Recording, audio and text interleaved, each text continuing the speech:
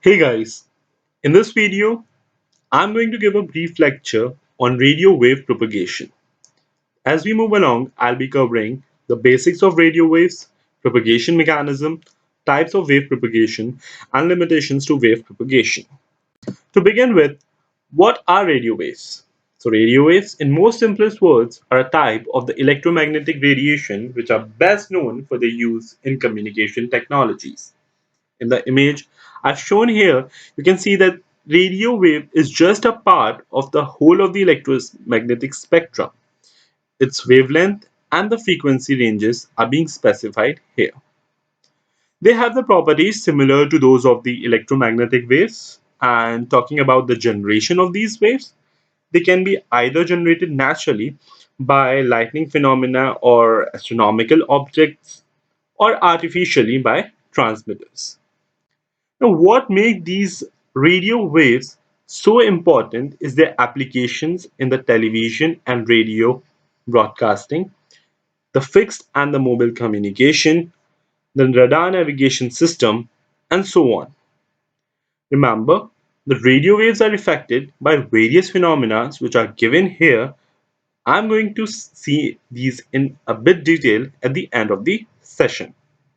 Now, all electromagnetic waves follows the inverse square law, and so does the radio wave because it's a part of it. The inverse square law states that the power density of an electromagnetic wave is inversely proportional to its distance from the source. All right.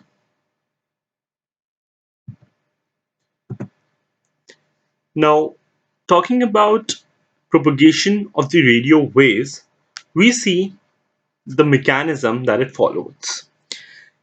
We have a transmitter circuit here which sends the signals to this transmitting antenna which radiates the electromagnetic or the radio waves in all directions. Now at some place we have a receiving antenna which catches this electromagnetic waves or the radio waves and then feed it to the receiver. Now, basically, the path that the electromagnetic waves follows from the transmitting antenna to the receiving antenna is the propagation path, and it differs based on the frequency of the wave and many other factors that we are going to see. Remember that the path is not always direct as you may perceive it to be, but it follows various paths based on various factors that we are going to see in the next slides. Now, so based on the path it follows, the transmission reception takes the following form. Now, in the ground wave propagation, the waves travel along the surface of the ground and follows the curvature of the earth. Now, these ground waves are also known as the surface wave for this reason. Now, it is utilized for the short range communication only. The reason being the waves that are transmitted above the ground induces the waves below the ground which have the phase opposite to that of the original wave.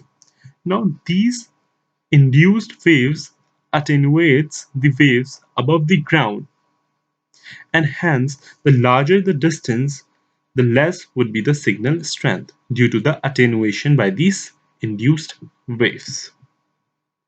So for this reason, the large distance communication are being avoided by the ground wave propagation.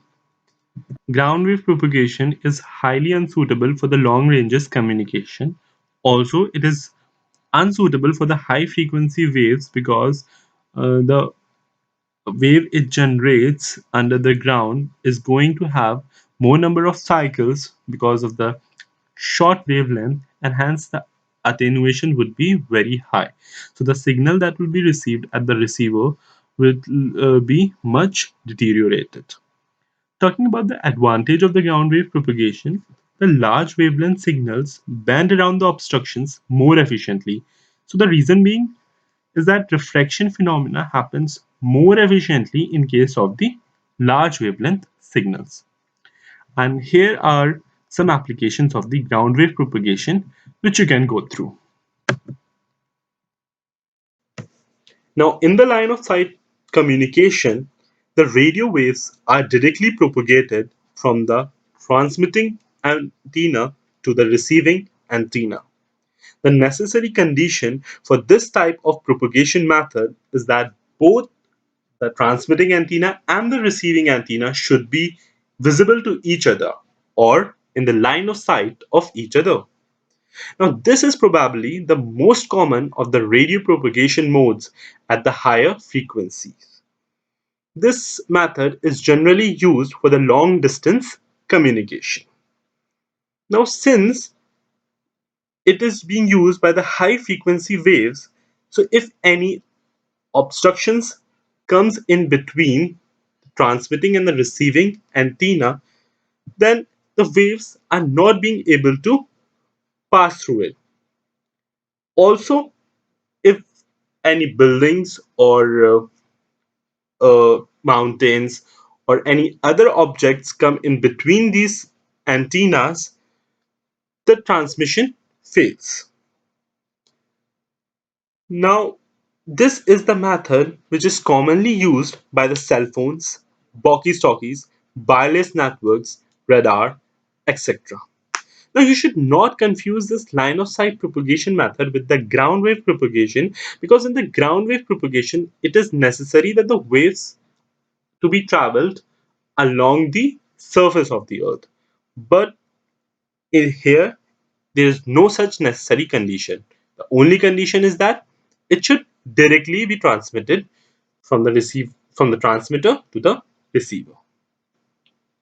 Now, coming on to the skywave propagation, the, in the skywave propagation, the transmitted signals by the transmitter antenna are being reflected by the ionospheric layer and received by the receiving antenna.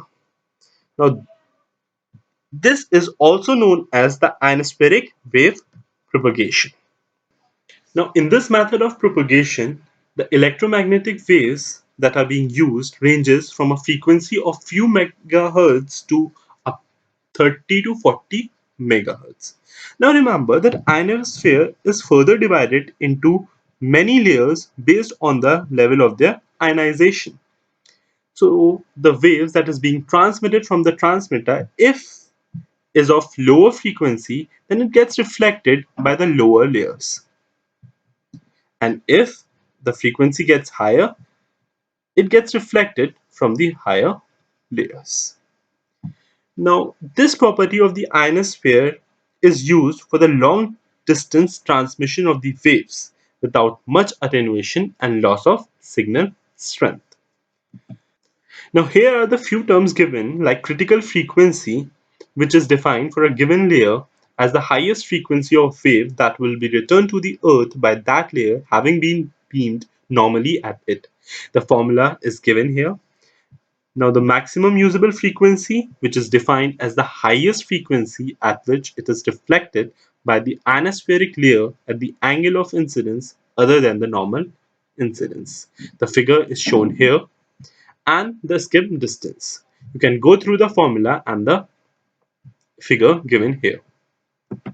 Now the last is the space wave propagation. So the radio waves having high frequencies such that they are not even reflected by the highest layer of the ionosphere gets passed on to the space, and then they have the ability to propagate through atmosphere from transmitter antenna to the receiver antenna.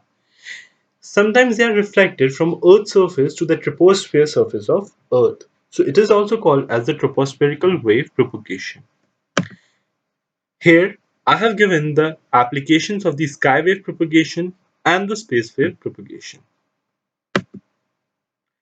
Now, coming on to the last topic, transmission limitations or the propagation limitations. Now, the wave could travel by any of the methods given, but in all of these methods, it is bound to face some of the limitations or losses. The few of them are being given here, like the attenuation due to the path of the signal being too long, distortion due to the attenuation, and noises Many noises being added up to the signals like thermal noise, intermodulation noise, crosstalk, impulse noise, etc., fading, multipath propagation due to the signals being reflected, scattered, and diffracted, and then they'll reach through different paths to the receiver, absorption losses due to the thick vegetation, buildings, moisture in the air, and many other things.